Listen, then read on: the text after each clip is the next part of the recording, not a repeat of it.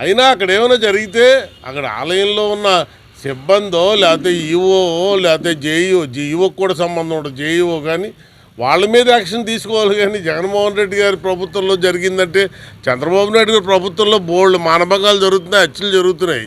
మరి ఎన్ని మానభంగాలు అన్నింటికి చంద్రబాబు నాయుడు గారు సమాధానం చెప్తారా?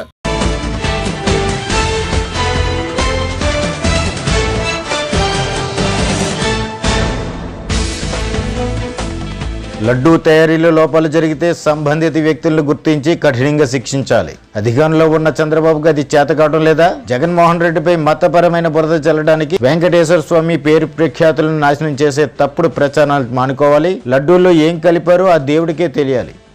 నెయ్యిలో నాణ్యత లేకుంటే నిర్వాహక కమిటీ తిరస్కరిస్తుంది. భగవంతుని సన్నిధిలో పొరపాటు చేస్తే ఆ భగవంతుడు విడిచిపెట్టడు. జరిగిన పొరపాటుకు జగన్మోహన్ రెడ్డి కారణమని విష ప్రచారం చేయడం దుర్మార్గం. చంద్రబాబు పాలనలో హత్యలు, మానభంగాలు జరుగుతున్నాయి. ముఖ్యమంత్రిగా చంద్రబాబు బాధ్యత తీసుకుంటారా అంటూ యలమంచిలి ఎమ్మెల్యే యువి రమణమూర్తిరాజు విమర్శించారు. వెంకటేశ్వర స్వామి లడ్డూపై తప్పుడు ప్రచారం చేసే చంద్రబాబు, పవన్ కళ్యాణ్ మనసు మార్చాలని వెంకటేశ్వర స్వామిని కోరుతూ నియోజకవర్గంలో 4 మండలాల్లో పూజలు నిర్వహించారు. కార్యక్రమంలో వైఎస్ఆర్సీపీ నాయకులు కోనల అచ్చెన్నాయుడు, లాలం రాంబాబు, దేశంశెట్టి శంకర్రావు, వాసు, శ్రీనిరాజు, వెంకనాయుడు, గంగూలీ తదితరులు పాల్గొన్నారు.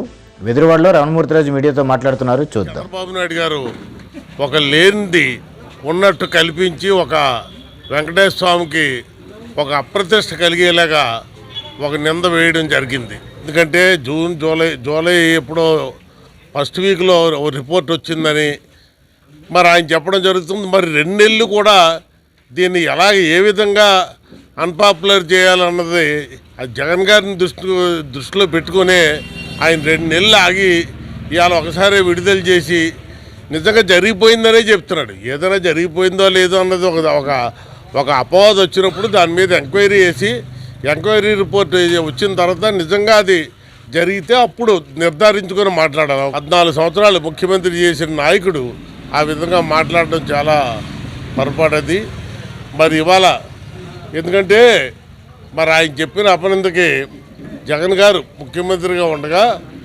5 సంవత్సరాల్లో నేను కూడా టీటీడీ 2 సంవత్సరాలు బోర్డు మెంబర్గా చేశాను. 5 సంవత్సరాల్లో దగ్గర 18 ట్యాంకర్ల తాలూకు నెయ్యి అది టెస్ట్గా పాస్ అవ్వలేదని చెప్పి రిజెక్ట్ చేయడం జరిగింది. మరి ఇవి కూడా 8 ట్యాంకర్లు వచ్చాయంటున్నారు. అందులో 4 ట్యాంకర్లు వాడేసారంటున్నారు, 4 ట్యాంకర్లు రిజెక్ట్ చేసామంటున్నారు. మరి ఇది ఈ 2 నెలల తర్వాత ఇప్పుడు వచ్చిన 6 నెలలకు ఒకసారి నెయ్యి సప్లై జరుగుతుంది. మరి ఇప్పుడు ఈ మధ్య వచ్చిన నెయ్యో అది ఏటో ఇవన్నీ కూడా ఒక సుప్రీంకోర్టు సిట్టింగ్ జడ్జి కానీ లేకపోతే విశ్రాంత జడ్జి కానీ రిటైర్డ్ జడ్జి చేత కానీ లేకపోతే సిబిఐ కానీ అప్పుడు నిజాలన్నీ బయటపడతాయి. అయినా అక్కడ ఏమైనా జరిగితే అక్కడ ఆలయంలో ఉన్న సిబ్బందో లేకపోతే ఈఓ లేకపోతే జేఈఓకి కూడా సంబంధం ఉంటుంది. జేఈఓ కానీ వాళ్ళ మీద యాక్షన్ తీసుకోవాలి. కానీ జగన్మోహన్ రెడ్డి గారి ప్రభుత్వంలో జరిగిందంటే చంద్రబాబు నాయుడు గారి ప్రభుత్వంలో బోల్డ్ మానభంగాలు జరుగుతున్నాయి, హత్యలు జరుగుతున్నాయి. మరి ఎన్ని మానభంగాలు అన్నింటికి చంద్రబాబు నాయుడు గారు సమాధానం చెప్తారా? అలా కాదు కదా. వాళ్ళు జరిగితే ఏం జరిగిందన్నది అది నిర్ధారణ కమిటీలో తేలిన తర్వాత ఆ జడ్జి గారు విశ్రాంతి జడ్జి గారు లేదా సిట్టింగ్ జడ్జి గారినో వేసి ఆయన డిసైడ్ చేసిన తర్వాత నిజంగా తప్పు జరిగితే మాత్రం తప్పకుండా సపోర్ట్ చేయరు కదా, ఎవరూ సపోర్ట్ చేయరు. తప్పకుండా ఎందరైతే దానిలో ఇన్వాల్వ్ అయ్యి ఉన్నారో వాళ్ళందరి మీద కూడా సీరియస్ యాక్షన్, మామూలు యాక్షన్ కాదు. ఎందుకంటే ప్రపంచ దేశాల్లోనే వెంకటేశ్వర స్వామికి ఉన్న కీర్తి ప్రతిష్టలు కానీ లేకపోతే అటువంటి అంత గొప్ప దేవుడు ఇంకెక్కడ లేడు. అది మనం హిందువులందరూ గర్వంగా చెప్పుకుంటున్నాం. ఎందుకంటే అటువంటిది మన రాష్ట్రంలో ఉన్నందుకు మరీ గర్వంగా చెప్పుకుంటున్నాం. అటువంటి దాంట్లో నిజంగా తప్పు జరిగితే ఎవరు ఏ భక్తుడు క్షమించడు. అనవసరంగా దీన్ని రచ్చ చేసేసి భక్తుల దగ్గర పెట్టి కాకపోతే భక్తులు మాత్రం దీని మీద ఏదో మాట్లాడి పొలిటికల్ను చంద్రబాబు నాయుడు ఏదో దెబ్బలాడుకుంటున్నారు తప్ప ఈ గొడవల గురించి దాలేం పట్టించుకోవటం లేదు. ఎందుకంటే ఇది చాలా తప్పు. అది కాక ఆ ఉన్న ఈవో గారు కూడా గడికో మాట మాట్లాడుతున్నారు. ఒకసారి జరిగింది అంటున్నారు, ఒకసారి జరగలేదు అంటున్నారు, ఒకసారి వెళ్ళిపోయి అంటున్నారు, ఒకసారి ఉన్నాయి అంటున్నారు.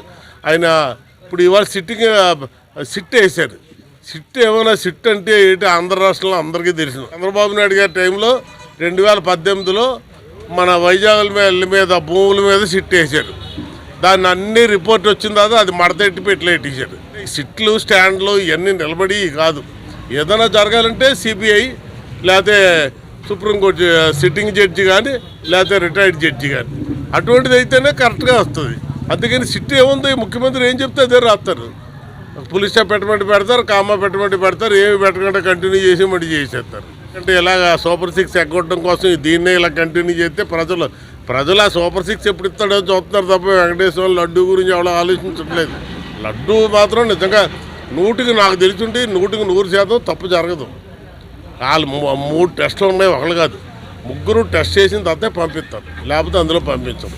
చంద్రబాబు నాయుడు గారికి అదేవిధంగా పవన్ కళ్యాణ్ గారికి మంచి బుద్ధి కలిగి వాళ్ళు ఆ ప్రజలందరికీ మా ఇచ్చిన హామీలు కూడా నెరవేర్చి సూపర్ 6, అంతేగాని దేవాలయాల మీద అది పెట్టి డైవర్ట్ చేసి దీన్ని రాజకీయాన్ని ఈ విధంగా ఉపయోగించుకోవద్దని చెప్పి మంచి బుద్ధి కలగాలని చెప్పి ఆ దేవుణ్ణి ప్రార్థించాం.